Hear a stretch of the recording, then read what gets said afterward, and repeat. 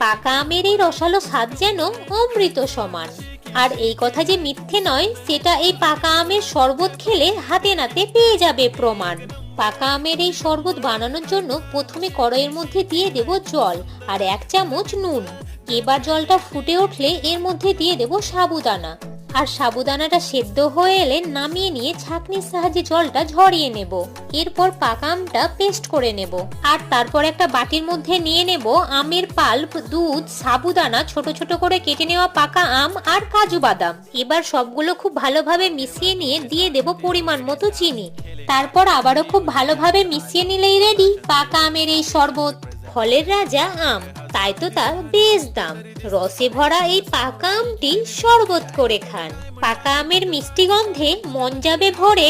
সাবুদানা দিয়ে পাকা আমের এই শরবত পেয়ে ছোট থেকে বড় সকলেরই মন ছুটে ছুটে যায় ধেয়ে।